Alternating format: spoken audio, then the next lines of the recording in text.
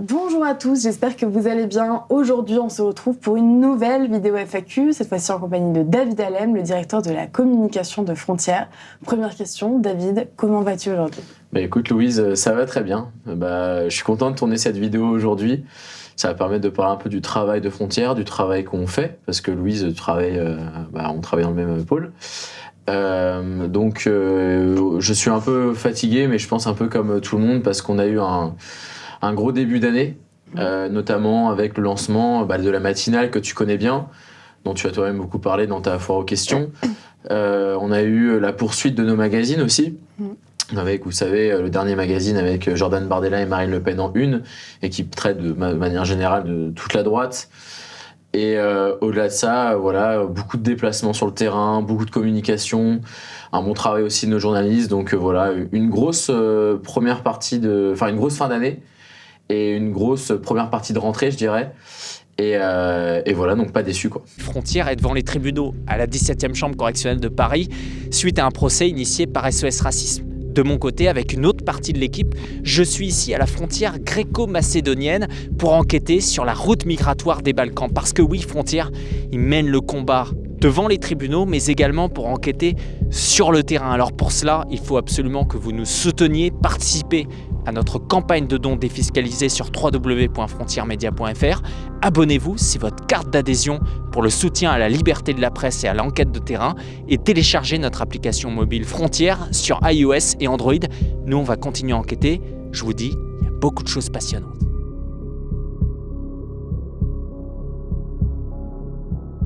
Très bien David. Alors comme d'habitude dans la FAQ, ce sont les questions de nos abonnés que je vais poser pour eux. On en a sélectionné quelques-unes. La première, forcément, les gens se demandent qu'est-ce que tu faisais avant Frontières, puisque tu avais une vie avant, évidemment. Alors en fait, je suis à Frontières quasiment depuis que je suis dans, on va dire, le marché du travail, comme on dit. Alors qu'est-ce que j'ai fait à côté ? J'ai fait des études en communication politique. Et je pense que certains qui regardent la vidéo me connaissent aussi sous une autre étiquette qui est celle d'Occidentis. Donc pour ceux qui ne connaissent pas, Occidentis, c'est un média de droite, clairement, qui était principalement présent sur Instagram, mais aussi beaucoup sur Telegram. On avait plus de 250 000 abonnés, Instagram plus Telegram compris. Louise, toi tu connais aussi, on avait beaucoup travaillé dessus. Et le but, c'était de faire des flashs d'actualité, des actualités brèves, synthétiques, que l'on partage facilement en story, vu qu'aujourd'hui, les jeunes ne lisent plus trop les journaux en profondeur, ils lisent généralement les titres ou les chapeaux. Le but, c'était dans ce média de créer une sorte de média qui peut susciter l'intérêt des gens, donc des personnes qui sont présentes sur les réseaux sociaux, qui peuvent avoir un attrait pour l'actualité. Voilà, le but, c'est de les réinformer pour que derrière, par eux-mêmes, ils veulent encore plus s'informer derrière et être au courant de tout ce qui se passe dans notre pays. Donc on sait qu'aujourd'hui les médias sont tous engagés, et le but d'Occidentis du coup c'était d'offrir une autre offre aux personnes qui étaient présentes sur Instagram, qui sont présentes sur Instagram, car on le sait très bien, les réseaux sociaux, donc je parle pas forcément de X, mais par exemple d'Instagram, TikTok, sont quand même principalement gangrénés par l'extrême gauche. Il y a beaucoup d'offres de gauche, avec des médias comme Blast qui fonctionnent très bien, Loopsider, AJ+, il y en a encore plein d'autres. Et à droite, on a une offre qui est beaucoup plus restreinte. Donc voilà, en fait, moi, quand j'avais lancé Occidentis à l'époque, le but, il était simple, c'était d'offrir tout simplement un média de droite sur les réseaux sociaux. Aujourd'hui, il y en a beaucoup plus. Moi, je pense déjà aussi à Gonzo News qui s'est lancé en même temps. Il y a VA+, aussi, voilà. Et aujourd'hui, évidemment, il y a Frontières, donc média que j'ai rejoint maintenant il y a 2 ans. Donc en fait, c'est pour raconter un petit peu l'anecdote. J'ai pas postulé à Frontières, pas envoyé un CV ni rien. C'est Eric qu'on se connaissait pas. Donc Eric Tegner, le directeur de la rédaction de Frontières, qui m'avait contacté via Occidentis, parce que je pense qu'il ne me connaissait pas plus que ça non plus. Et il m'avait demandé, il disait qu'il aimait bien mon travail, qu'il souhaitait me rencontrer autour d'un café. Je me suis dit pourquoi pas. J'avoue que j'ai eu un certain doute quand même sur ce qu'il voulait, notamment donc m'embaucher. J'y suis allé, on avait parlé une bonne heure. Je m'en souviendrai précisément où c'était. Enfin, c'est marrant quand j'en reparle. Et voilà, et du coup je me suis lancé dans l'aventure Livre Noir il y a maintenant près de 2 ans. Maintenant Frontières. Et voilà, j'ai pu voir l'évolution du média. C'est vrai que quand je suis arrivé, on était dans des locaux quand même un peu plus précaires. On faisait principalement du fauteuil rouge. Donc, ce qui est une très bonne chose, des entretiens, vous savez, que vous retrouvez chaque dimanche sur la chaîne YouTube. C'est la marque de fabrique de Livre Noir. C'est la marque de fabrique de Livre Noir à l'époque. Mais en fait, ce qui était plaisant, donc moi, malheureusement, j'ai pas assisté non plus à la jeunesse de Livre Noir, la première année où tout avait aussi très bien marché, où Éric Zemmour avait quasiment déclaré sa candidature à la présidentielle sur la chaîne de Livre Noir à l'époque. Mais j'ai connu un petit peu la seconde partie où le média était relancé parce qu'il y avait quelques pauses. Et j'avoue que en prenant la tête de la communication, je suis quand même très fier, pas assez fier, très fier du travail que l'on a fait. Je m'attribue à tout parce qu'on est une équipe. C'est-à-dire que la communication dépend aussi des autres pôles. Si le pôle audiovisuel, géré par Maxime, ne fait pas bien son travail, on ne peut pas avoir une bonne communication derrière. Si le pôle enquête de Jules n'est pas bien géré, on ne sort pas d'enquête, donc on ne fait pas forcément de clics. Si le pôle presse d'Alexandre ne sort pas d'articles, il y a un vide également. Donc en fait, c'est un travail général qui a été fait. On a réussi à travailler bien en synergie tous ensemble. Et nous, notre côté à la communication, avec toi Louise et Quentin, c'est d'avoir aussi réussi à être assez polyvalent dans nos missions. Toi Louise, tu fais beaucoup de choses. Moi, je me débrouille plutôt bien en veille d'actualité. Et c'est comme ça qu'on a réussi vraiment à relancer un compte qui était quasi mort, qui avait déjà des abonnés mais qui était quasi mort. Et on a réussi à en faire une sorte de, je dirais, sans prétention, mais de machine de guerre, dans le sens où on engrange beaucoup de likes dessus, beaucoup d'interactions, et du coup, en fait, par conséquent, au-delà des, comme on peut dire, des followers, des abonnés, des likes, des j'aime, tout ce qu'on veut, ce qui est important, c'est que les informations, elles tournent, et qu'elles arrivent aussi à des personnes qui ne nous suivent pas, qu'elles s'abonnent ou non, mais au moins qu'elles voient passer nos publications. Et parfois, même si ça peut arriver jusqu'à la sphère de gauche, ça peut être une bonne chose. Donc, non, très, très fier du travail qu'on a pu faire au sein de la rédaction de manière générale, mais moi je vais plus m'attribuer le travail de la communication avec toi et Quentin, et je trouve qu'on a vraiment fait une bonne chose, parce que je parlais du trafic qu'on a engendré, mais on a aussi réussi à beaucoup se rendre sur le terrain aussi, donc ça c'est un fait notable. Là en début d'année on était beaucoup plus cloisonnés au bureau, parce que je parle en début d'année en septembre, quand on a relancé Frontières avec la matinale et tout ça, parce qu'il y avait beaucoup de choses à mettre en place. C'était un défi, parce que c'était quitte ou double, c'était blanc ou noir, c'était pas gris, c'est soit on se loupait, soit on y arrivait. Je trouve que du coup on a plutôt bien réussi. Maintenant que tout est bien ficelé, maintenant on connaît chacun nos missions, on a eu des missions évolutives par rapport à l'an passé, on s'est imprégné, on a réussi à les mettre en application. Maintenant, là, depuis un mois, je commence à retourner un petit peu sur le terrain. C'est ce que j'aime par-dessus tout aussi. C'est-à-dire qu'avec la couverture des agriculteurs, j'ai beaucoup fait ça. Et c'est pas fini, malheureusement. On aurait aimé. Et aussi les couvertures des meetings de Jordan Bardella que je multiplie. En fait, je les ai quasiment tous faits. Et en fait, cet aspect terrain, je trouve que c'est hyper important. Et c'est ce qui fait qu'on est passé d'un média où il y avait un entretien par semaine à un média où on maintient cet entretien une fois par semaine. Mais au-delà de tout ça, on est vraiment 360. On est un magazine, on est sur tous les réseaux sociaux, on couvre toute l'actualité, parce qu'on a aussi Jordan qui part souvent sur le terrain. Enfin, vraiment, on n'est plus qu'un média d'entretien maintenant, on est un média beaucoup plus finalement généraliste. Tu as rapidement abordé tes missions qui te sont propres.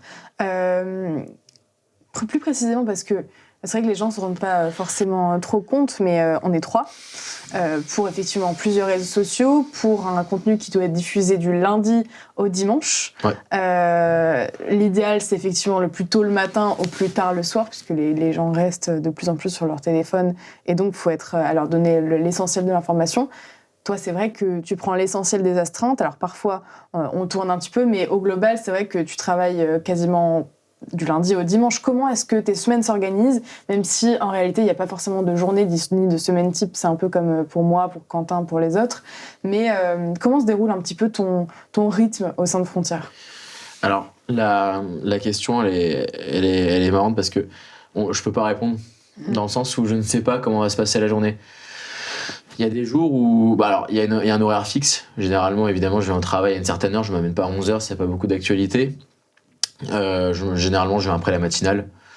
J'arrive sur place. L'idée, c'est quoi ? C'est de regarder ce qui se passe dans l'actualité. c'est de traiter la matinale justement, veiller à ce que Quentin et toi, voilà, on arrive à bien tirer des bons best-of de la matinale. Toi, t'as l'œil, tu sais à peu près ce qui a été dit, puisque c'est toi la présentatrice. Derrière, on en fait des réels, on en fait des best-of. Donc, des best-of, c'est, vous savez, les capsules, les extraits qu'on diffuse sur les réseaux sociaux. Donc, il faut veiller à ça. Il faut veiller aussi à ce que le site internet fasse de bons articles. Donc, ça, Alexandre est quand même bien autonome là-dessus. Mais de temps en temps, je vois pas ses actualités. J'hésite pas à leur soumettre des idées de sujets. Donc, ils les prennent ou non. Mais généralement, ça se passe bien, donc ils les prennent. Donc voilà, trouver ce qu'on sorte les bons sujets sur le site internet. Qu'est-ce qui se passe d'autre? Donc il y a de la veille d'actualité, il faut voilà, j'ai un œil aussi sur les statistiques, j'essaie de voir comment on peut être meilleur. Voilà, on essaie de faire plus de sondages aussi désormais. Est-ce que on peut pas savoir, est-ce que je vais partir sur le terrain? L'actualité est riche en ce moment. Donc il y a des jours où effectivement à 19h il se passe plus rien. Et on assure quand même un suivi de ce qui se passe en dehors dans l'actu le soir. Mais il y a des jours où, par exemple, c'est la folie totale. Parce que on apprend que voilà, on peut parler d'un drame, on peut parler aussi d'une action des agriculteurs qui se passe. Motion de censure, action des agriculteurs. Moi, par exemple, je suis parti exemple tout bête, je suis parti 3 jours à Strasbourg il y a pas longtemps, il y a 2 semaines. Je suis arrivé le matin, je savais pas que j'allais à Strasbourg pendant 3 jours. Voilà. Donc en fait, j'arrive le matin, je te dis bonjour, je dis bonjour à tout le monde, je m'installe, je commence à taffer et là j'apprends qu'il y a un rassemblement des agriculteurs le lendemain à Strasbourg. Qu'est-ce qui se passe? Je dis à Eric, je prends mon sac et j'y vais quoi. Et là-dessus, c'est vrai que pour le coup, on est vraiment.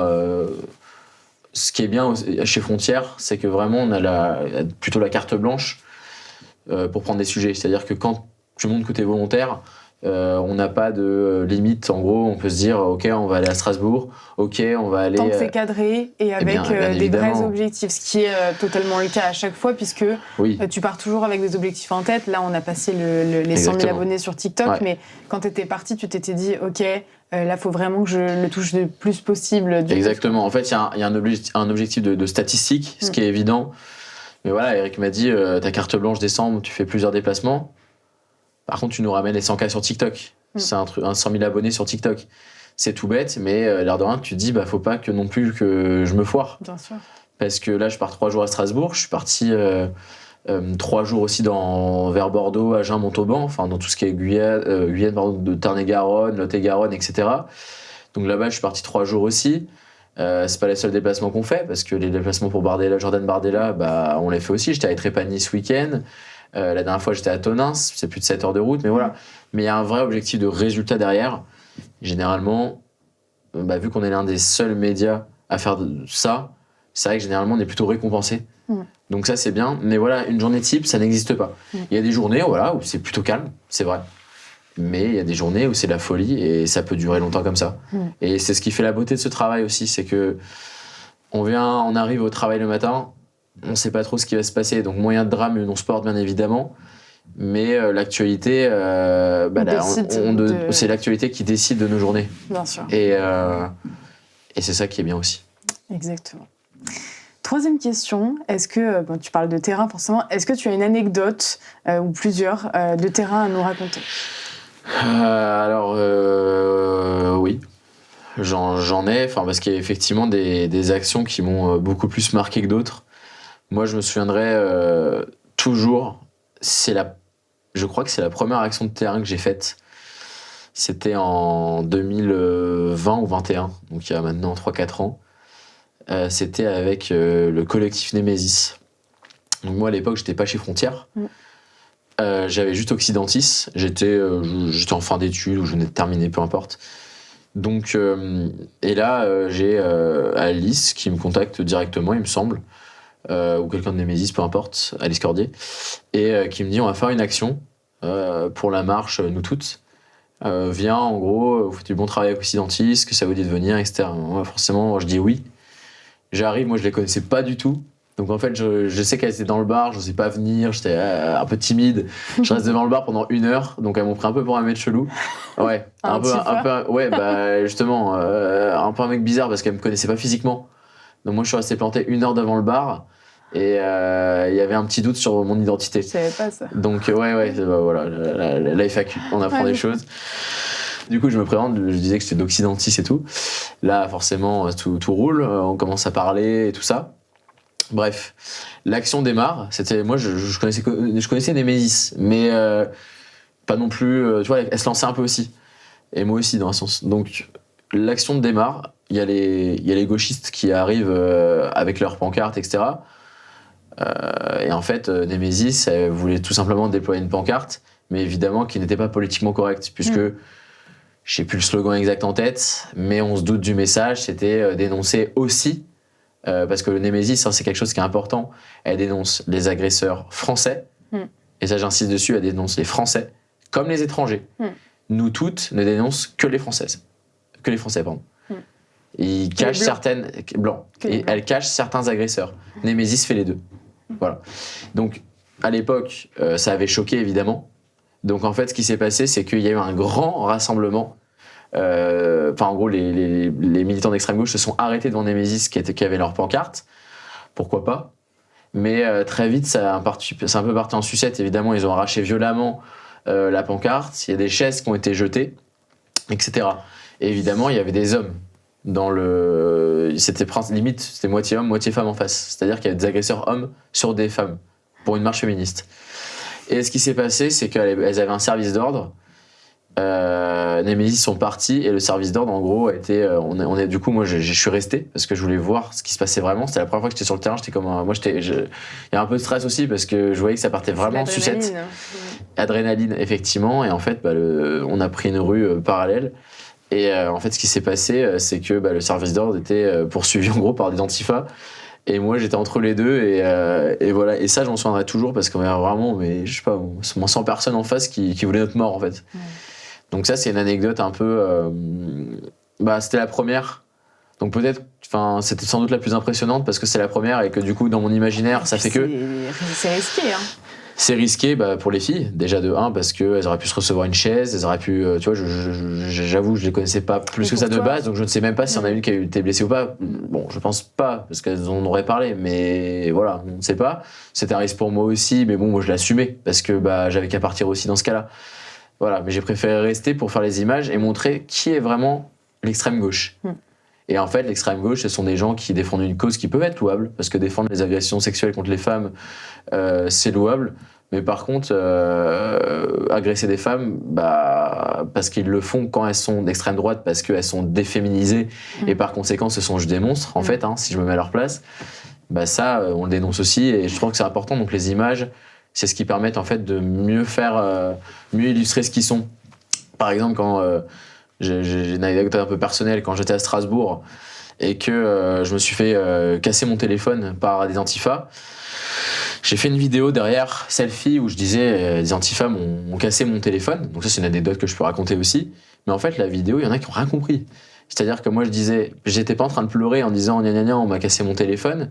Parce que je lisais des commentaires, il y en avait des extrêmes gauche, mais des gens de droite. Des débiles, hein. Des gens de droite qui me disaient va faire des arts martiaux et rien de battre.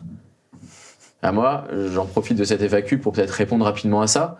La vidéo, c'était pas fait pour pleurer, c'était à but informatif. Moi, je suis pas judoka. Genre, c'est pas mon rôle d'aller régler 3 gars parce que ils m'ont cassé mon téléphone. Mon rôle, c'est d'informer. Donc, et ça pourrait se retourner contre toi. Déjà, oui, parce que je prendrais cher.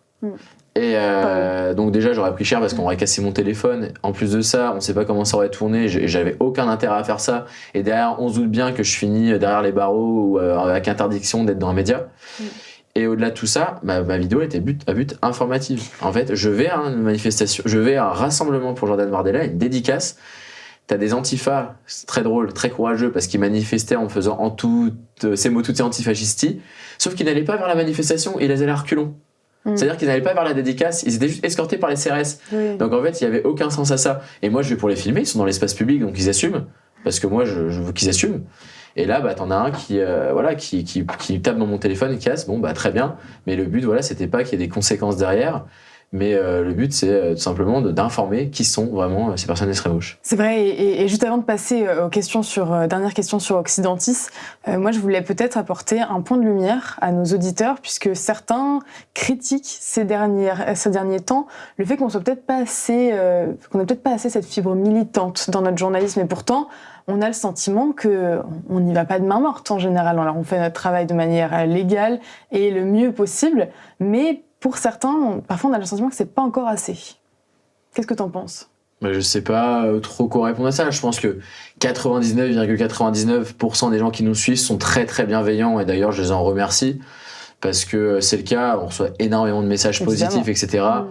Moi, le petit commentaire sur la vidéo, c'était plus par rapport au fait que y a toujours des personnes qui critiquent, et c'est le monde, tu vois. C'est la critique, elle est autorisée, mais c'est juste que effectivement, c'est aussi l'expérience de terrain qui fait que par exemple, un autre exemple, tu vois, on parle qu'on n'est peut-être pas assez militant, qu'on se mouille peut-être pas assez.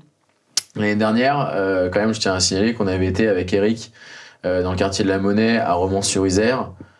On a resté 2 heures à cet endroit-là, alors qu'on avait, on voulait juste faire notre travail de journaliste, c'est-à-dire montrer ce qui se passait là-bas. On voulait interroger des jeunes qui nous ont demandé, vous avez pas de couteau sur vous ? Bah nous on est bah non, on en a pas, non. Pourquoi t'en as un toi ? Il fait oui. Bon, voilà, on veut montrer, dans le travail, on veut montrer qui sont ces personnes-là.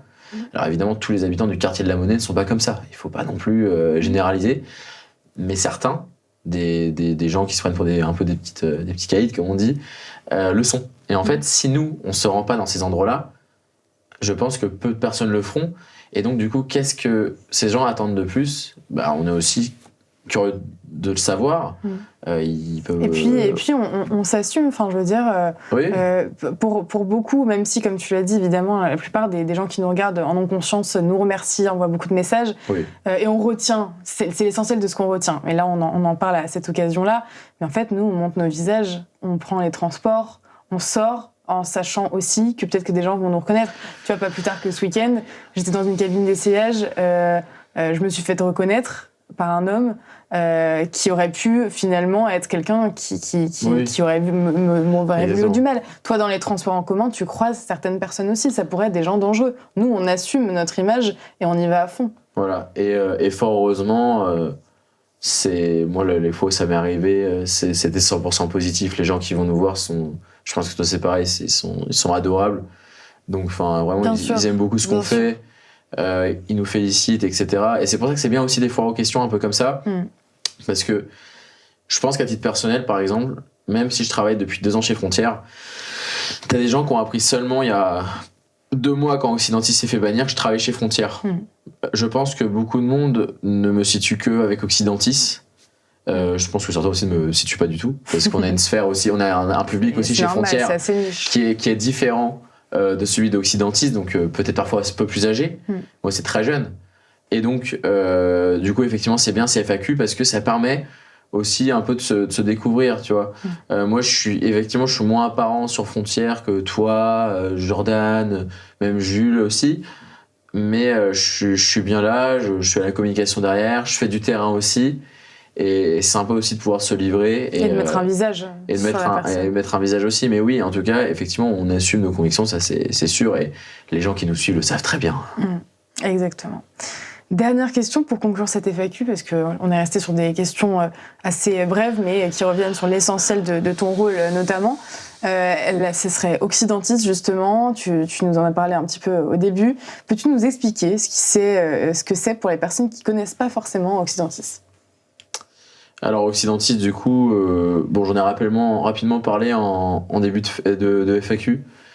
C'est un média que j'ai fondé à 22 ans. Donc en fait, pour être tout à fait transparent, qui n'avait aucune vocation. C'est-à-dire que quand j'ai lancé, moi c'était une sorte de pas de défouloir, parce que je mettais pas des trucs de fou, mais je veux dire, j'écrivais sur mon téléphone et ça me permettait un peu d'extérioriser. Certains choisissent la voie du militantisme politique.